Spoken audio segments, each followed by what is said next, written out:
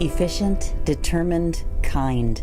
These are just a few words people have used to describe Marguerite Curtis.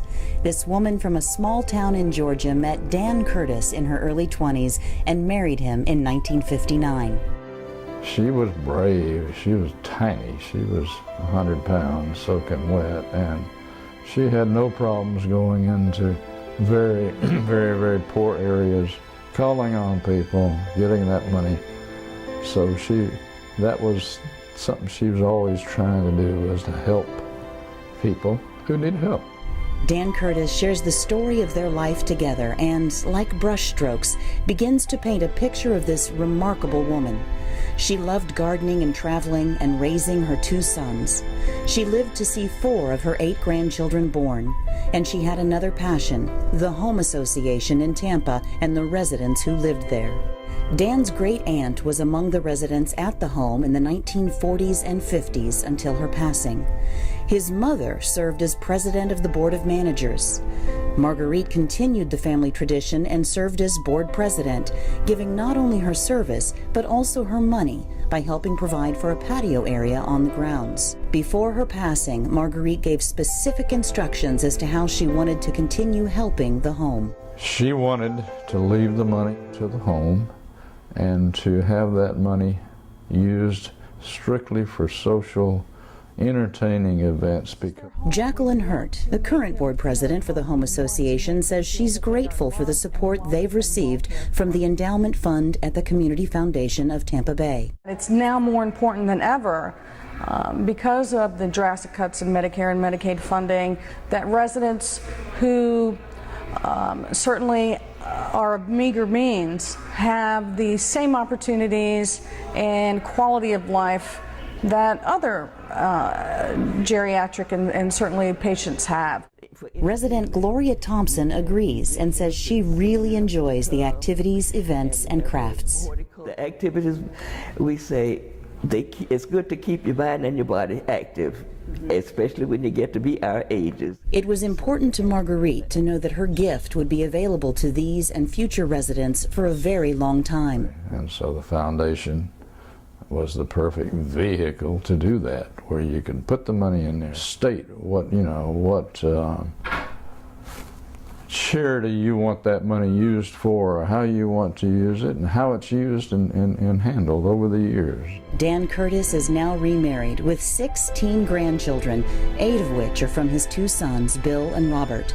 His daughter-in-law, Stacy Curtis, says Marguerite lives on in the many ways she shared her kindness with her family, friends, and the Home Association. She's a very special lady. I'm thankful that I had the opportunity to get to know her.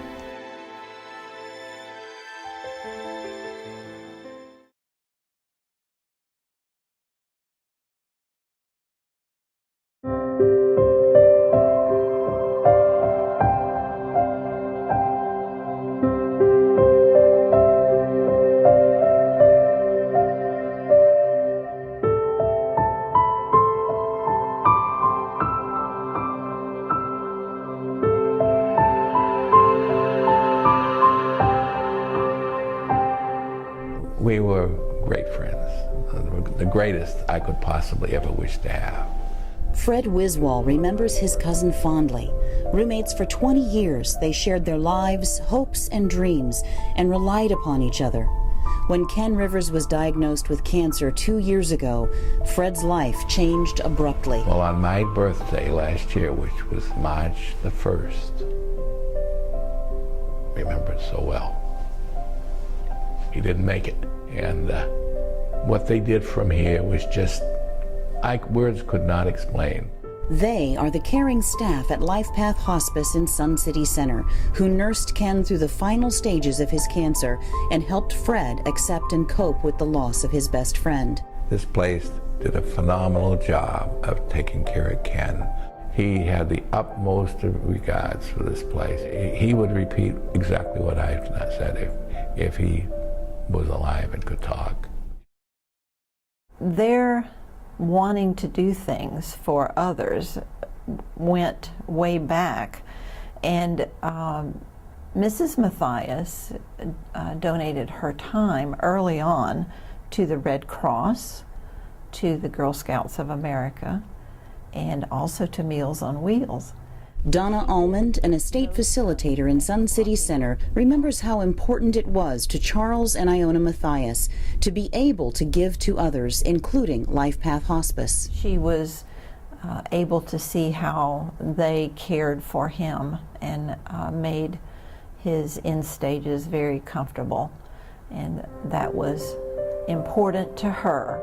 After 62 years of marriage, Charles's health began to deteriorate, and his last days were spent in hospice care. It was this experience, and later her own, that led Iona to establish a fund through the Community Foundation of Greater Sun City Center for the benefit of Life Path Hospice. That was one of the things that they wanted to contribute to, because it went on helping others. When the Matthiases make the kind of gift that, or people make the kind of gift like the Matthiases did, it shows that they're being, of course, generous, thoughtful, but it's going to have a perpetual impact for our mission. John Wilbur, Senior Major Gifts Officer with Chapters Health System and Life Path Hospice, shares how the Matthiases Fund impacts the service families experience here. We are grateful to our donors because we need them, and we're going to need them even more going forward. We certainly are grateful to the Matthiases and all the donors who choose to go through the Community Foundation, because they're going to have a perpetual impact.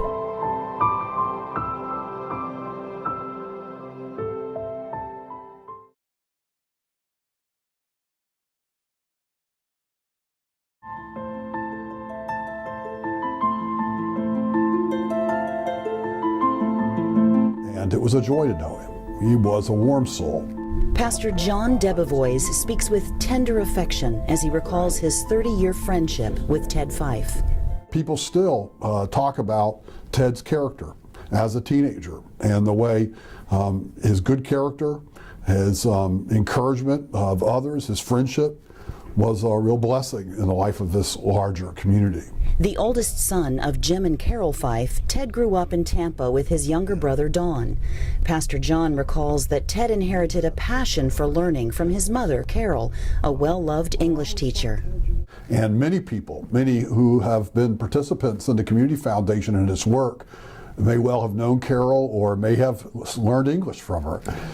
She had a reputation for being a very passionate teacher, a very thorough and demanding teacher, but an inspiring teacher.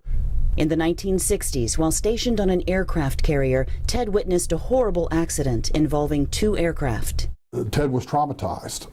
The stories about exactly what happened at that moment, are as varied as the stories around combat trauma often are. But clearly something catastrophic happened, and happened inside of Ted. And he was never the same.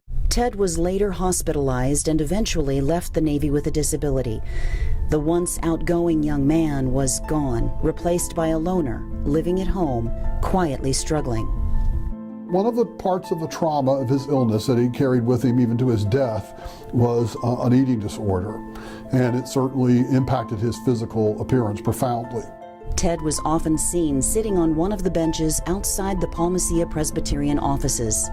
Few people knew he was a dedicated volunteer, giving not only his time but also his money until his passing in January of 2008.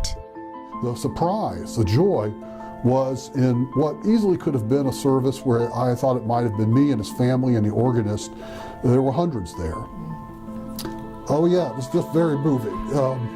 The people came forward, I had no idea, knew Ted and had a relationship with him, and counted him a friend.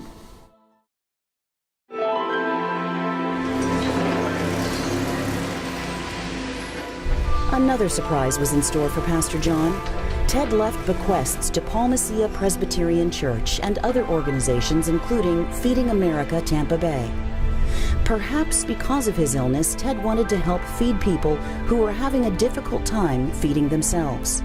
It's something Carolyn Riggins, child nutrition manager at Feeding America, hears from parents every day who say, "Thank you for what you're doing, because today I had no idea how I was going to feed my child." So I have to tip my hat to the donors. I have to tip my hat to the people who give us dollars, because it's dollars and the food that allows us to be able to do what we do.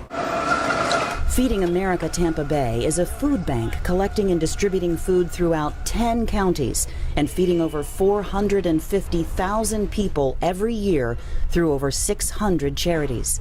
It's a big task that grows bigger every year in a weakened economy.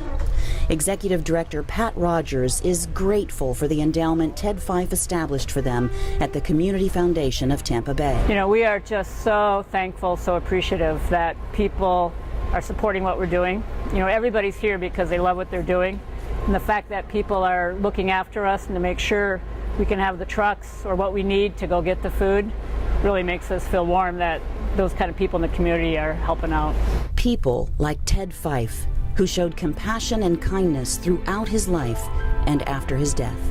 Just a remarkable generosity, particularly considering, you know, that he was someone who lived off of a Navy disability pension. It really is a power to what's possible for one generous spirit.